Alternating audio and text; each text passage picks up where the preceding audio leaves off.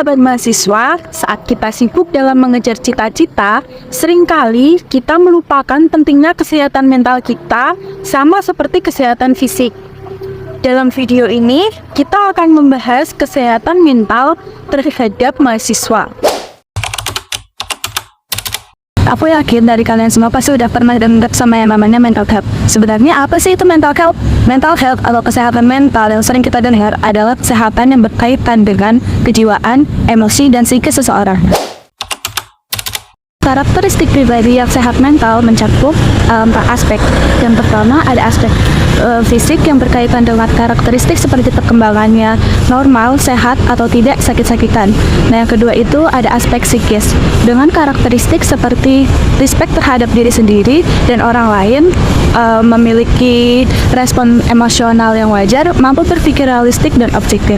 Sedangkan dari aspek sosial sendiri, karakteristiknya seperti memiliki perasaan empati dan rasa kasih sayang terhadap orang lain dan mampu berhubungan dengan orang lain secara sehat. Dan yang terakhir ada aspek moral religius dengan karakteristik seperti mampu beriman dan beribadah kepada Tuhan yang kita percaya. Ciri-ciri dengan orang yang mentalnya terganggu itu ada perubahan perilaku, perubahan dalam kebiasaan, gangguan tidur, dan gangguan makan, serta menarik diri dari lingkungan sosial. Dalam menempuh pendidikan juga tidak luput dari yang namanya tekanan.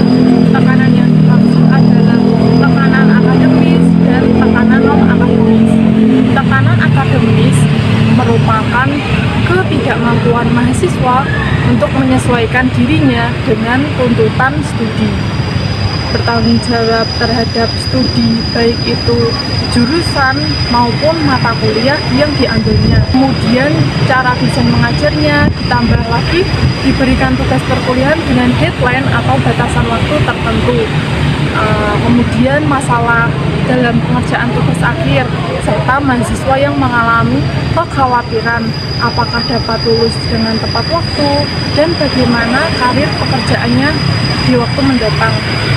Kemudian ada pun tekanan non-akademis, yaitu berasal dari tekanan sosial yang dialami sehari-hari oleh mahasiswa, terkhususnya persoalan yang terkait pada keluarga, di mana mahasiswa itu terpisah dari keluarga, harus menyesuaikan dengan kondisi keuangan keluarga, dan mahasiswa itu harus mengikuti tuntutan dari keluarga.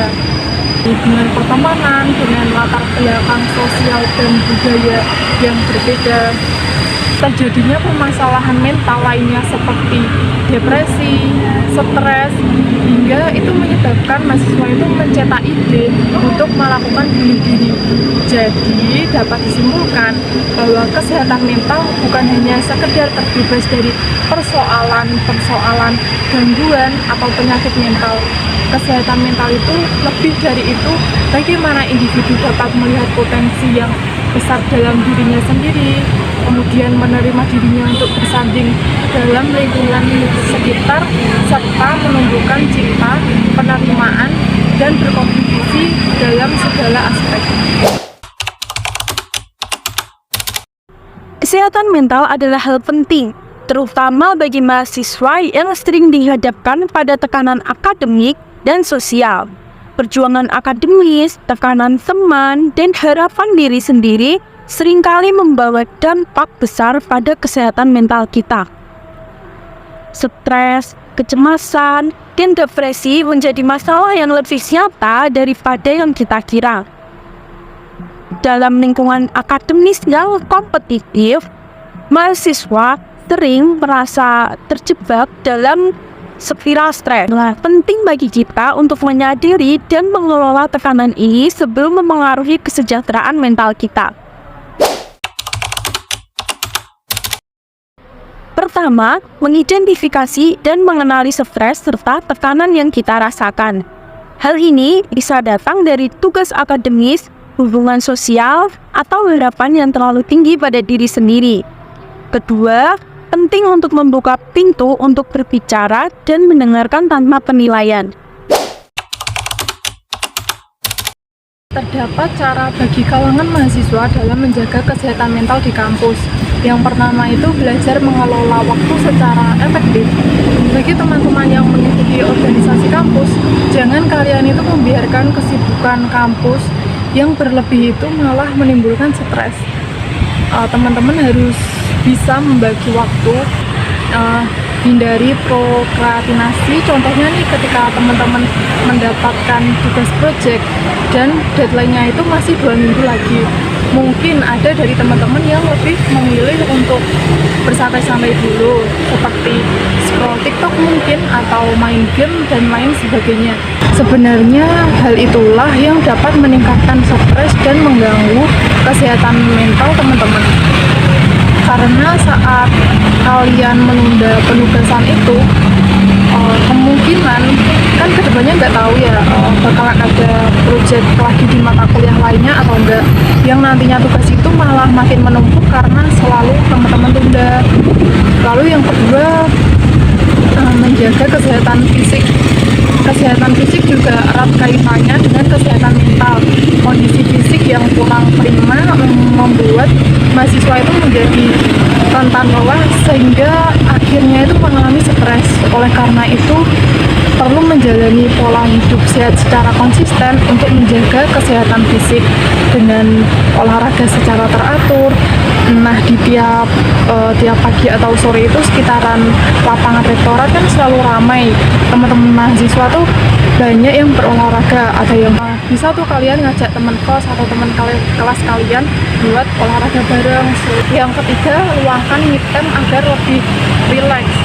Kesehatan mental itu juga berhubungan dengan waktu yang cukup bagi diri sendiri. Teman-teman itu harus bisa memanfaatkan me time untuk melakukan kegiatan santai yang pastinya itu menyenangkan. Jadi alangkah lebih baiknya jika teman-teman mahasiswa itu meluangkan me time secara teratur supaya terhindar dari stres. Yang keempat, membuat jaringan dukungan sosial. Nah, ini untuk teman-teman mahasiswa baru pastinya seringkali menghadapi perasaan kesepian atau kecemasan saat beradaptasi dengan lingkungan kampus yang baru. Penting bagi kita semua untuk memahami bahwa kesehatan mental adalah bagian tak terpisahkan dari kesejahteraan kita. Hal ini adalah bagian normal dari pengalaman manusia dan tidak ada kelemahan dalam mencari bantuan.